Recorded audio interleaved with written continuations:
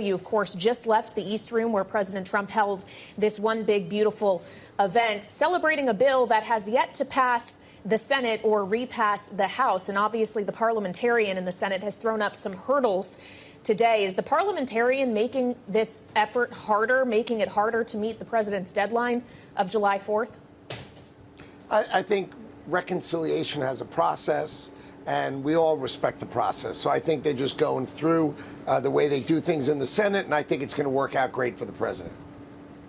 Secretary, it's good to see you. Welcome to Balance of Power once again. Your thoughts on some of the complications that we're hearing about beyond the parliamentarian. We've got the SALT caucus to satisfy. There are still questions about the level of cuts in the president's big, beautiful bill.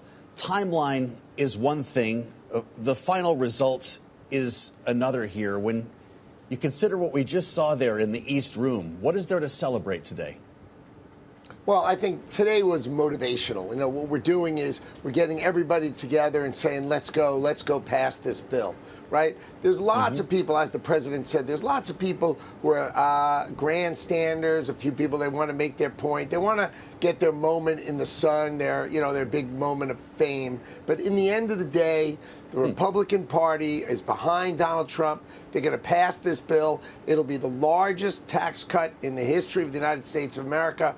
Or imagine if they didn't pass it, it would be the largest tax increase. So who isn't going to back the largest tax cut in the history of America? No tax on tips, no tax on overtime, really delivering on his promises. So I think we're all really excited about what's coming, and it's coming in the next week or two. Well, when we consider who might not be super eager to vote on this package, Mr. Secretary, the aforementioned SALT caucus that Joe was just referring to is still threatening basically not to support this measure. They found the first offer from the Treasury Department on some kind of compromise unsatisfactory. We understand there will be more meetings happening today, but are you as a New Yorker going to have to get involved in this as well? You know how close to home this issue is for those members. Sure, but, what's going to happen is these members and the senators, they're talking, they're pounding it out, they're working it out, and I am confident they're going to reach a consensus, and this bill is going to pass. Look, this is hard fought. It's one big, beautiful bill, which means the key word is big. It covers all of the things that the president promised, and that's a huge amount of things to get accomplished. And I think we're feeling positive, and we're feeling optimistic. And sure, is it a lot of work? Oh my gosh, it's a lot of work. Speaker Johnson and Senator Thune are doing a great job, and I think you're going to see this pass. It's hard work, but it's coming our way. Secretary, I'm really interested in exploring the relationship between the tax bill and tariffs. If you can maybe take us by the hand here. Does the tax bill only work when you have the revenue coming from tariffs? And we're, of course, having this conversation as we walk ever closer to July 9th, the deadline here for the reciprocals. If the bill alters anymore, does the tariff program need to change with it? Not at all. The tariff program is in the power of the presidency. Right? Congress has given the president the power to work on these tariffs and to set these tariffs. So that's presidential power. So what's really interesting is this big, beautiful bill does not count the $88 billion of tariff revenue we've received. And now we're earning up to $30 billion a month in tariff revenue so far, and as you get to July 9th, that number is only going to go higher. We're going to announce a whole bunch of deals over the next week or so, and then we're just going to send letters out to everybody who's responded to us, put them in the right category, and off we'll go. So there's going to be tens of billions per month, and that's not included in the bill. So when they talk about the deficit, when they're talking about the bill, they're only talking about the things that bill touches. The extra $400 or $500 billion a year that the tariffs bring in, the new tariffs bring in, that just doesn't count for the bill. But of course, that cash counts for America. Mr. Secretary, you just said that you're going to announce a whole bunch of deals over the course of the next week. With what countries? And does that include the China deal the president suggested was signed yesterday? What is that? So the China deal, we inked the deal. You remember we had a trip to Geneva, and then that was being slow played. We got back together in London, and that deal was signed and sealed 2 days ago. President just said it just the other, I don't know, 15 minutes ago.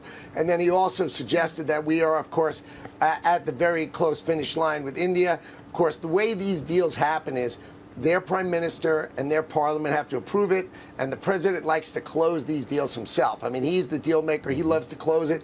I think we have deal after deal after deal. The president's going to make his calls. He's going to decide exactly the finishing touches on them. And then what we're going to do is we're going to lay out a structure of all the different kinds of tariff arrangements with different countries, right? There are countries with huge deficits. There are countries that are balanced. We're going to set that all up and get that ready for July 9th. So it sounds to me, Secretary, and correct me if I'm wrong, as I listen to you, that we either get 88 deals announced in the next 2 weeks, or there's going to be action one way or the other by this administration that July 9th will be conclusive. If there's no deal, here's the new reciprocal tariff. Is that right? Of course. So what we're going to do is we'll announce some deals, but basically the deals we're going to announce are sort of the head of the class, the structural spot in the line, and then all the other countries will fit behind those categories, right? So we're going to do top 10 deals, put them in the right category, and then these other countries will fit behind. So you'll have South American deals and you'll have African deals. You'll have it all structured and set up, and that's the model how you do leadership, and we will put these people in their proper buckets on July 9th. So those who have deals will have deals, and everybody else who's been negotiating with us, they'll get a response from us, and then they'll go into that package, and July 9th will go forward. And as the president said, if people want to come back and negotiate further, they're entitled to, but that tariff rate will be set, and off we'll go. Where does Europe fall in that sequence, Mr. Secretary? There was reporting from Politico today that the European Commission has received a latest offer from the U.S. Are you expecting that offer to potentially be accepted by next week? I think that Europe has done an excellent job.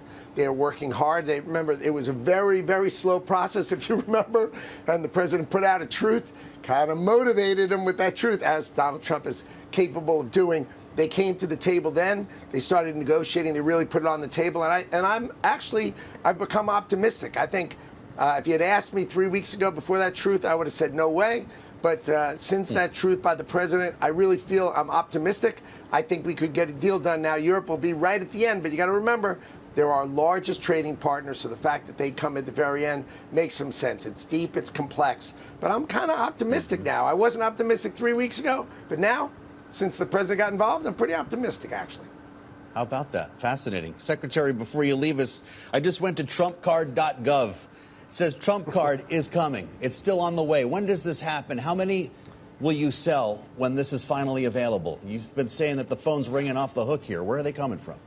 All right, our waiting list, right? And we've got a sort of a filtered waiting list where we go in and make sure the emails are correct, the people are correct. 75,000 people online at $5 million each, right? We're talking just under $400 billion worth of people online waiting for it to go live. So obviously our focus is the big, beautiful bill.